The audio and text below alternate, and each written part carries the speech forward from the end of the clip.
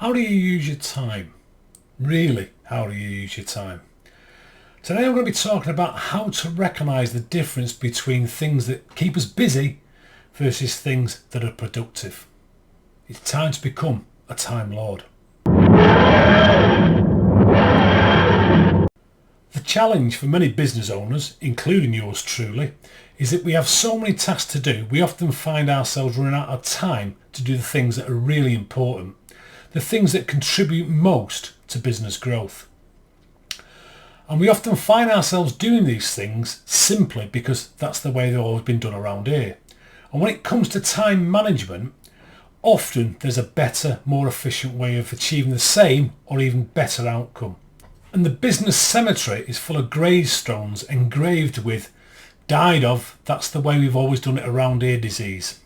The challenge is we often get on the hamster wheel of business, we start spinning the wheel, and from inside the wheel it gives the illusion we're climbing a ladder. It looks as if we're moving forward, when in actual fact we're working really hard at standing still. One way to find better ways of getting the results you want is to conduct a time audit. So how do you go about doing a time audit? Well, the process is to identify what you do on a daily basis in 15-minute increments. Now that might seem painful, and it does take discipline. The things that truly work often do. But it's really very simple. Print off or download the time audit worksheet and fill in what you do every 15 minutes. Now if you want that worksheet and full instructions on how to use it, just leave a comment down below. Don't wait until the end of the day to fill it in. Do it now, in the moment, because you will forget, and that will make it much harder for you to spot your time stealers. What this time audit will reveal to you is the truth of where you spend your time. And if you're honest with yourself, it'll identify what are your truly valuable tasks. And what task you're doing simply because that's the way we've always done it around here. You'll notice two columns on the time analysis and audit worksheets. They're marked important and urgent. As you read down your list of tasks, place a mark in either the important column or the urgent column. Or place a mark in both columns, because there's actually 4 categories that determine the value of any task. First, a task can be not important and not urgent. These are sometimes known as distractions. To get the highest level of productivity from your day, you need to seek out and eliminate distractions. So a distraction for me, for instance, can be I buy a book from Amazon and then I notice people who bought this book also bought or other books by this author.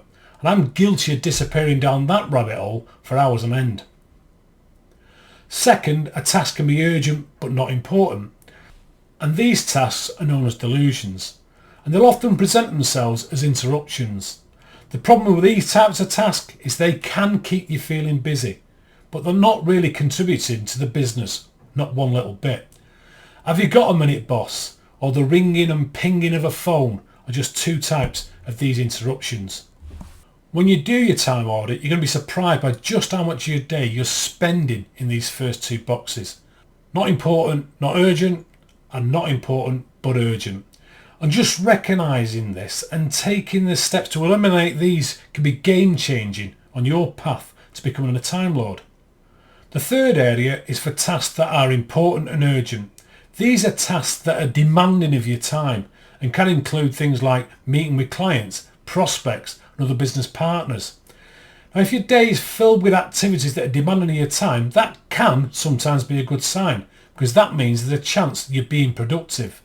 The bad news though is you're working in your business as opposed to on it, and you've now become the bottleneck to your business growth. Ideally though, you want to be focusing on the 4th category of tasks.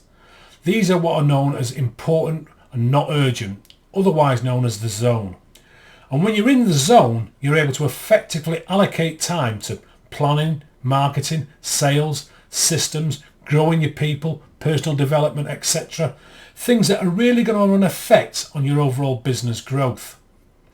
Having conducted your time audit, how do you now go about eliminating the low value tasks from your day and focusing on the high value activities that will help you grow your business? The Paretos Principle is something I will cover in more detail in a later video. It was named after the Italian economist Vilfredo Pareto, who observed in 1906 that 80% of the land in Italy was owned by 20% of the population. He also noticed that a lot of other things followed the same rule. And that's been translated into what is now popularly known as the 80-20 rule. And the rule suggests that 80% of your business results come from just 20% of your activities. To apply Paretos Principle to time management, you'll want to identify the 20% of activities that are contributing the 80% of your results for you in terms of business, profit or productivity. And when you do this, you'll be able to really understand the activities that are making the best use of your time. Now remember, your time is the most precious asset you have, so use it wisely every single minute.